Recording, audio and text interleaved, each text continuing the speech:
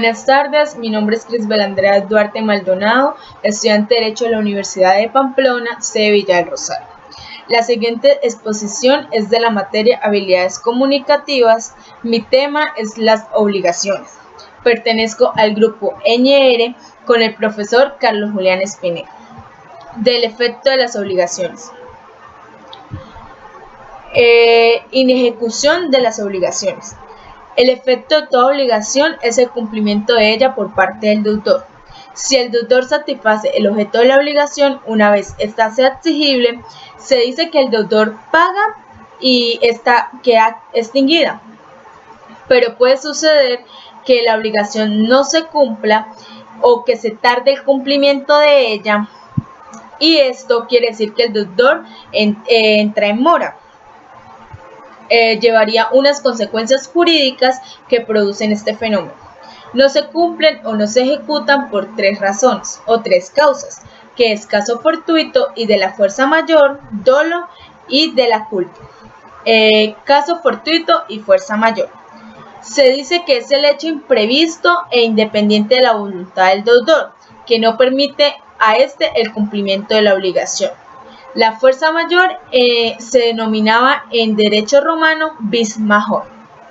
En derecho romano, que el deudor quedara libre de la obligación en caso de que sucediera uno de estos fenómenos, es decir, caso fortuito y de fuerza mayor. En Colombia se unen los dos. Es de imprevista a que no se pueda resistir.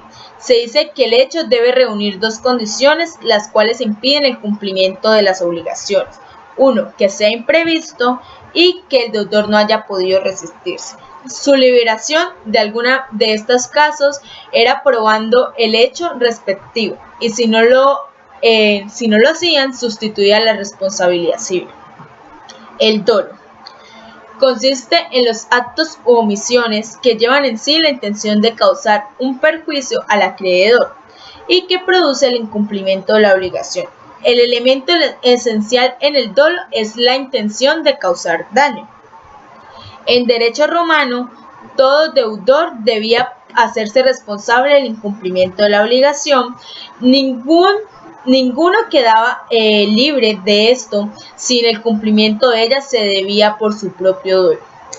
En Colombia, en nuestro Código Civil dice que el dolo no se presume sino en los casos expresamente previstos por la ley. En todo lo demás deberá ser probado.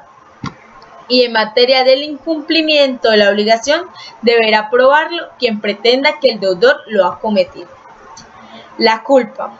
Se dice que es todo acto u omisión del deudor que, sin llevar en sí la intención de causar perjuicio al acreedor, produce el incumplimiento de la obligación por no poder satisfacer el objeto de ello. Hay diferentes tipos de culpa, como culpa grave o lata y culpa leve. En la culpa grave o lata, en su totalidad, lo denominan culpable. Pero en la culpa leve se puede clasificar y denominar qué tan culpable es o puede quedar extinguido de esta obligación. Responsabilidad del deudor por culpa. Había que distinguirse si el objeto de la obligación era la inejecución de un buen hecho, o sea, la obligación de hacer, o la entrega de una cosa determinada. En las obligaciones de hacer, el deudor era responsable de toda culpa que fuera por acción u omisión. Tan solo el caso fortuito y la fuerza mayor podían eximirlos de la obligación como tal. Hay dos culpas, que es la culpa negativa y la culpa positiva. La culpa negativa, es decir, sus omisiones o negligencias, aun teniendo por consecuencia el incumplimiento de la obligación.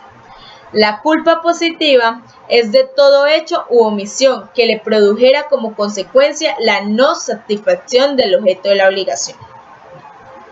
Consecuencias de las culpas en las obligaciones.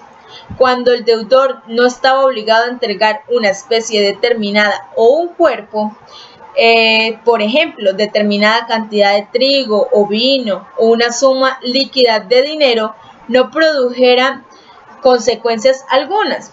Los hechos podían colocar al deudor en la imposibilidad de cumplir las obligaciones en sujeto propio y directo, así como el caso fortuito, el dolo ni la culpa del deudor tenían influencia sobre la responsabilidad civil que ésto tenía respecto a la entrega de cosas de la misma cantidad y de la misma calidad.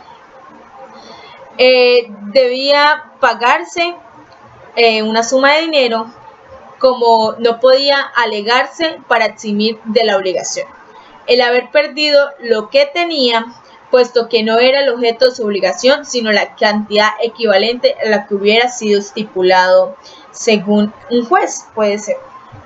El retardo en el incumplimiento de la obligación.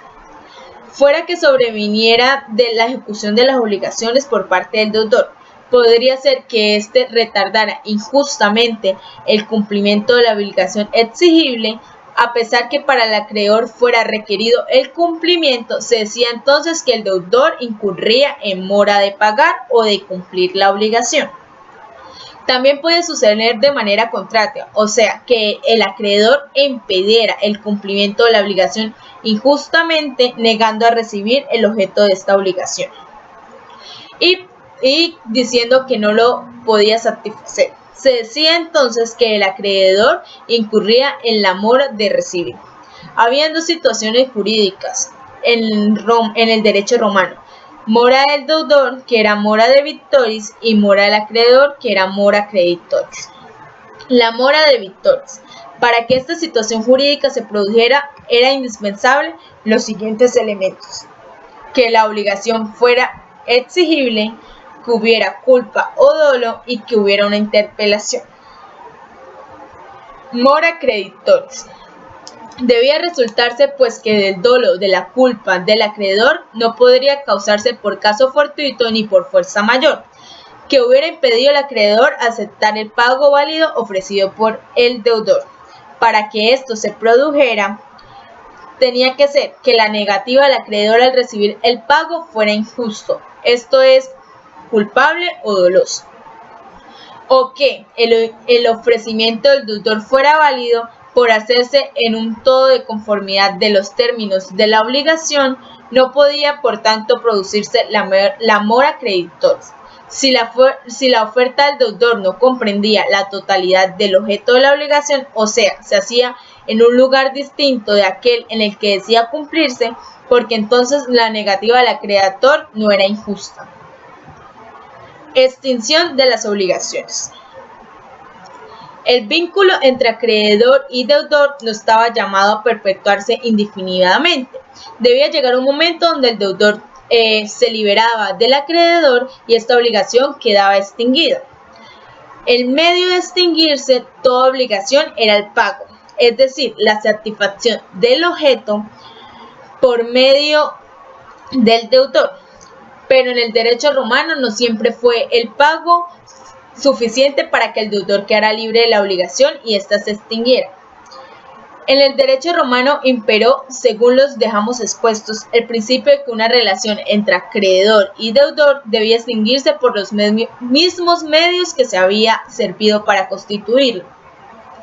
Los jurisconsultos romanos solían decir: nada es tan natural para disolver un vínculo de la misma manera como se formó. Los diversos medios de las extinciones de las obligaciones. Se decía que en el derecho romano que el medio natural de extinguir las obligaciones era el pago válidamente hecho al acreedor, pero fuera de este acto jurídico se conociera otros medios de extinciones de las obligaciones, ellos se clasificaban según el modo como se produjera su efecto liberatorio. Se dividía en dos grupos: los que extinguían las obligaciones, llamados el ipsu iuris, y los que solo producían sus efectos extintivos por vía de excepción, que eran exception oper. El ipsus iuris era el pago, la novación, la acetilación, la confusión, la pérdida de la cosa perdida, la capitis diminuto y mutuo disentimiento. La exceptius opin, el pacto de remisión o no de no pretendo, la compensación, la litis contestatio, el juramento y la prescripción. El ipsus iuris. La obligación se extinguía y la libertad del deudor de una manera absoluta, sin necesidad de llegar y alegar de formular la excepción en el proceso en el que el deudor libertado fuera demandado. Voy a explicar los diferentes excepciones. Primero, del pago. La ruptura del vínculo jurídico de la obligación, cualquiera que hubiese sido el medio por el cual se había efectuado, y este sentido podía aplicarse a cualquier medio de extinción de la obligación, por medio de una suma de dinero.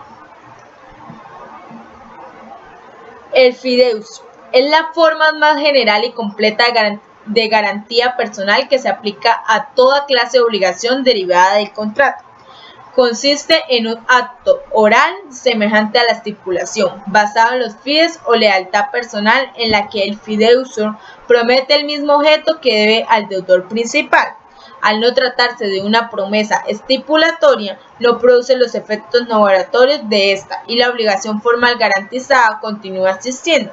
La fiducia es transmisible a los herederos y no tiene plazo de caducidad, ya que es un negocio de derecho de gentes. El fiador debe responder de todo lo que se puede reclamar al deudor principal. De la novación. En el derecho romano como en el derecho civil moderno, la extinción de una obligación preexistente y la simultánea creación de otra jurídicamente distinta a la primera y que ella sustituye. La novación es la transfusión y traslación de una obligación precedente en otra obligación, ya civil, ya natural. Es cuando es causa precedente, se constituye una nueva para que la primera desaparezca. Del aciclato. Esto consiste en la liberación del deudor hecha para el acreedor mediante el empleo de determinadas palabras solemnes. Esto era utilizado en el derecho romano y el deudor le preguntaba al acreedor que si lo había recibido. Así el deudor quedaba libre, porque así el acreedor lo declaraba, aun cuando no lo hubiera en realidad satisfecho la obligación. De la confusión. Era cuando llegaba a reunirse en una misma persona las calidades de acreedores y deudores, y esto desaparecía la dualidad del sujeto de vínculos jurídicos, y por ende la obligación quedaba extinguida de pleno derecho. Un ejemplo puede ser cuando el acreedor y el deudor resultaban herederos en el mismo testamento, declarando nulo y pasando la herencia a otra persona. De la pérdida de la cosa perdida. En los contratos en los que la obligación es la entrega de un cuerpo cierto, siempre que la cosa aparece en manos del deudor, se presume que ha sido por culpa suya. Entonces, la obligación existe cuando el cuerpo cierto perece por culpa del deudor o estando éste en mora. En este caso, le corresponde al deudor pagar el precio de la cosa e indemnizar al acreedor por los perjuicios causados. La presunción de que siempre que la cosa aparezca en manos del deudor, se presume que ha sido por culpa suya en una presunción legal, es decir, que admite prueba contraria. De la capitis diminutus. Es un fenómeno jurídico que afectaba esencialmente la persona del capitis diminutus. La persona civil de este se extinguía o transformaba, y con ella todas sus relaciones jurídicas civiles, así fueran activas y pasivas. De la compensación. Este era un medio en el de extinguir las obligaciones en que el deudor y el acreedor son recíprocamente deudores y acreedores entre sí. La compensación es una contribución entre sí de una deuda y un crédito. El pactus de no pretendo. El acreedor declaraba no extinguir el deudor, el objeto de la obligación, libertándolo en consecuencia de la deuda. Era la remisión o la condición de la deuda, acto jurídico reconocido con este nombre en nuestra legislación civil. Del juramento. La extinción de una obligación determinada al acreedor podía someterse a lo que el deudor afirmase solemnemente bajo el juramento, o sea que era creíble solamente por el hecho de decir que lo juraba, y respectivamente esta se extinguía, es decir, la obligación. De la litis contestatum. Era la etapa del procedimiento civil romano, que mediante la comparecencia de las dos partes militantes en un juicio, demandado y demandante, quedaban sentados las bases del proceso y los elementos sobre los cuales debía recaer el fallo como tal. La prescripción. Se conoce como prescripción a una excepción que puede plantear el deudor como medio de extinción de una obligación, cuando el acreedor ha ejercido su derecho de crédito durante el tiempo que la ley estipula para ese efecto, entonces en concordancia con el principio de certeza jurídica, donde las partes pueden saber a qué atenerse. Los derechos sujetos a adquirirse o extinguirse son los derechos patrimoniales. Muchas gracias, espero que le haya gustado mi presentación sobre las obligaciones. Agradezco su atención. Hasta luego.